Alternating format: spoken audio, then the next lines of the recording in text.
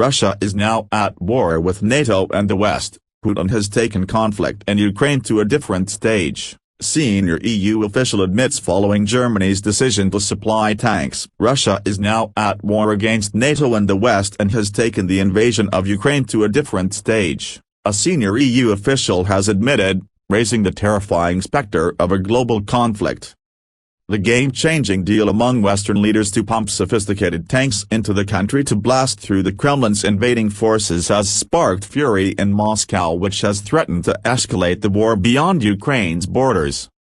Stefano Sannino, Secretary-General of the European Union's European External Action Service, said Vladimir Putin will increase indiscriminate attacks on civilians and non-military targets and retaliate against the West.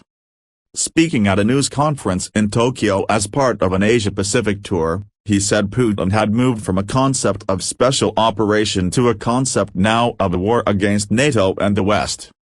The official defended the US and German tank provisions, saying they are not intended as an attack but rather to help Ukrainians defend themselves. He said, "I think that this latest development in terms of arms supply is just an evolution of the situation and of the way Russia started moving the war into a different stage." He added that Russia is making indiscriminate attacks on civilians and cities and no longer military targets. The EU is not looking to escalate hostilities but is just giving the possibility of saving lives and allowing the Ukrainians to defend themselves from these barbaric attacks, Mr. Sannino said. Meanwhile, the Kremlin said today the U.S. holds the key to ending the war in Ukraine but refuses to use it. Spokesman Dmitry Peskov accused Joe Biden of pumping weapons into Ukraine when he could instead be instigating a ceasefire. Germany and the U.S. announced on Wednesday they will send advanced battle tanks to Ukraine, offering what one expert called an armored punching force to help Kyiv break combat stalemates as the Russian invasion enters its 12th month. The announcement marked the first stage of a coordinated effort by the West to provide dozens of the heavy weapons, which Ukrainian military commanders said would enable counter-offensives, reduce casualties and help restore dwindling ammunition supplies. Joe Biden said his country will send 31 M1 Abrams tanks, reversing months of persistent arguments by Washington that they were too difficult for Ukrainian troops to operate and maintain. The U.S. decision followed Germany's agreement to send 14 Leopard 2A6 tanks from its own stocks. In response, Russia has stepped up attempts to break through Ukraine's defenses with heavy fighting in the east of the country. The Ukrainian military said fierce battles were underway, a day after Russian missiles and drones killed at least 11 people in retaliation to the tank deal. Volodymyr Zelensky thanked allies for their support but renewed calls for tougher sanctions on Moscow and made clear his country needed more weapons to repel the invaders in the 12th month of the war. This Russian aggression can and should be stopped only with adequate weapons. The terrorist state will not understand anything else, Zelensky said in his nightly television address on Thursday. Weapons on the battlefield. Weapons that protect our skies. New sanctions against Russia, that is political and economic weapons. Ukraine's military said it shot down 47 of 59 Russian missiles on Thursday. Russia also launched 37 airstrikes, 17 of them using Iranian-made Shahed 136 drones. All drones were downed, it said. 11 people were killed in the drone and missile strikes, which spanned multiple regions and also damaged dozens of buildings, a state emergency service spokesperson said. Local officials on Friday reported heavy shelling in the north, northeast and east of Ukraine, scene of some of the heaviest combat since Russia launched its invasion. Fierce fighting continues along the front lines.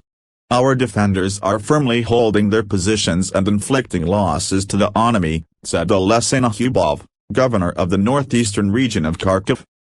Oleksandr Musyenko, head of the Military and Strategic Research Center of Ukraine, said Russia was sending in more reinforcements to block Ukrainian advances. They are mostly sending infantry and artillery forces into battle, made up mainly of conscripts. but they do not have the level of artillery and tank support they had on February 24, Musyenko told Ukrainian television. They have fewer resources. They are relying on the numerical superiority of their troops. Front lines have remained largely frozen over the past 2 months, with Russia trying to gain more ground in the east after occupying much of what is known as the Donbas region and protect a corridor of land it has occupied in southern Ukraine. Britain said in a regular intelligence update on Friday that Russian forces had probably conducted probing attacks near Orikhiv in the southeast and in Volodymyr in the east, but were unlikely to have achieved substantive advances. Both sides are widely expected to launch a spring offensive. Where will the main, Russian, strike occur? For now, we have no idea. Diversionary strikes are possible in all sectors and, in one or two, mass strikes aimed at punching a corridor through Ukraine, Mykola Sunharovsky, director of military programs at Ukraine's Razumkov Center think tank, told the NV.A website. Russia has in the past reacted to Ukrainian successes with heavy airstrikes that left millions without light, heat or water. On Thursday, it appeared to follow that pattern. Prime Minister Denis Shmyhal said Russia's attacks targeted energy plants. The Kremlin said it saw the promised delivery of Western tanks as evidence of growing direct involvement of the United States and Europe in the war, something both deny.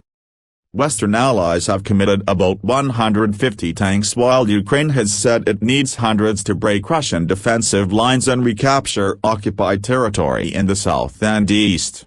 Both Moscow and Kyiv, which have relied on Soviet-era T-72 tanks, are expected to mount new ground offensives in the spring.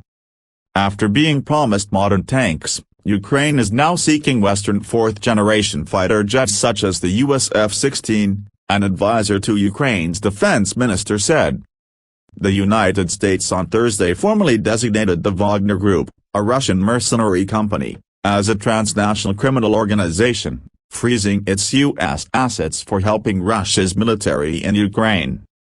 The head of a Russian-controlled part of the Donetsk region said on Wednesday that Wagner units were advancing in the town of Bakhmut. A senior Ukrainian official said fighting in Bakhmut and in Volodymyr was intensifying.